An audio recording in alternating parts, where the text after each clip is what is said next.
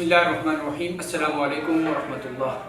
नाज़रीन किराम, मैं हूँ आपका मेज़बान कारी मोहम्मद ज़ीशान हैदर और माह रमज़ान की खसूसी नशरियात में आपका खैर मकदम। जैसा कि आपको मालूम है कि Punjab council of the arts Rawalpindi हर साल की तरह इस साल भी रमज़ानुल मुबारक की नशरियात पेश कर रहा है, लेकिन एक अलहदा और मुनफरिद अंदाज में, क्योंकि कोरोना वायरस की वजह से दुनिया का तमाम निज़ाम इस वक्त ठप हो चुका है, स्टॉप हो चुका है। और इस मूज़ी वबा में हमें फासले का भी ख्याल रखना है, हाथों को बार बार दिन में साबुन के साथ धोना है और इसके साथ सैनिटाइज़र का भी इस्तेमाल करना है, ताकि हम इस वबा से जितना हो सके बच सके। आज की नशिस्त में हमारे साथ हमदिया व नातिया कलाम पेश करने के लिए बहुत ही खूबसूरत आवाज़ मेरी मुराद उमर भाई और उनकी टीम है। आइए इनसे गुफ्तगू का आगाज़ करते हैं। अस्सलाम वालेकुम। उमर भाई, क्या हाल है? रमज़ान शरीफ आपका कैसे जा रहा है? रमज़ान मुबारक माशाल्लाह बहुत अच्छा। रमज़ान शरीफ में आपके अमूमी तौर पे क्या मसरूफियात होती हैं, और बिलखसूस इस रमज़ान में, क्योंकि हम कोरोना की वजह से बिल्कुल घर पे मुक़य्यद हो गए हैं। हाँ, इस रमज़ान में आपका क्या मसरूफियात, क्या रूटीन चल रही है? एक तो ये कि बाबरकत महीना है माशाल्लाह, और दूसरा ये कि वो बात हो रही थी, अक्सर होती भी है कि हमें घर वालों के साथ, फैमिली के साथ टाइम गुजारने का बड़ा अच्छा एक मौका मिला हुआ है। ऐसा है? और जिस तरह से पहले हम टाइम नहीं दे पाते थे, हो जाती थी काफ़ी चीज़ें, तो अभी ये है कि वो सारी चीज़ें हो रही है। कुछ पेंडिंग वर्क आपके, कुछ टारगेट्स आपके, उसके बारे में आप प्लान करते हैं। बहुत सारी चीज़ें होती हैं जो घर की साल से पेंडिंग होती हैं। हाँ, बहुत सी चीज़ें बिल्कुल ऐसे। अच्छा, मुझे ये बताएं कि ये इस शोबे में आपने आज से कितना अर्सा पहले कदम रखा? मैं स्कूल टाइम से मैं कर रहा हूँ, और पहले स्कूल के प्रोग्राम्स में पार्टिसिपेट किया करते थे, और वहाँ से करते करते बस शौक भी यही हो गया।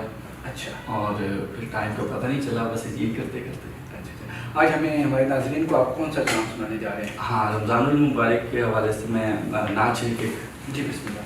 मेरी अपनी कंपोजिशन है। अच्छा, बिस्मिल्लाह।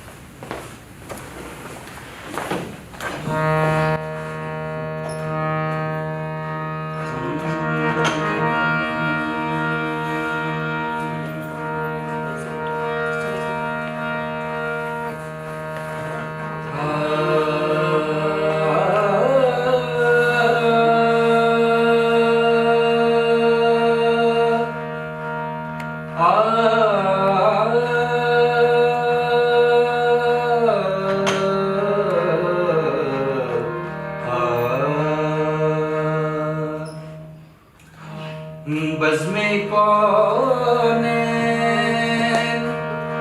सजाने के लिए आप आए, बज़्मे कौने सजाने के लिए आप आए, बज़्मे सजाने के लिए आप आए,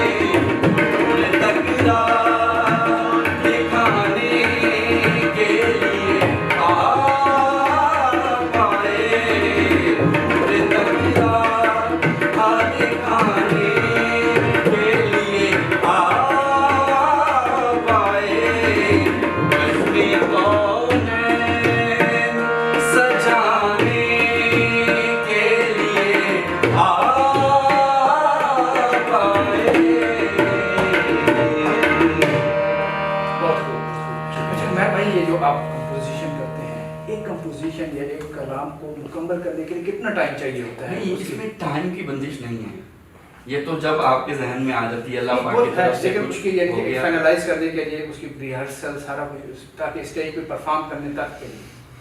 हाँ, वो तो एक तैयारी होती है, जब एक कॉम्पोजिशन आपको बता दी गई उसको आपने तैयार करना है, तो वो डिपेंड करता है कि आप। अच्छा, इस वक्त तक आप की अपनी जो तख्लीक करदा कंपोजिशंस कितनी हैं?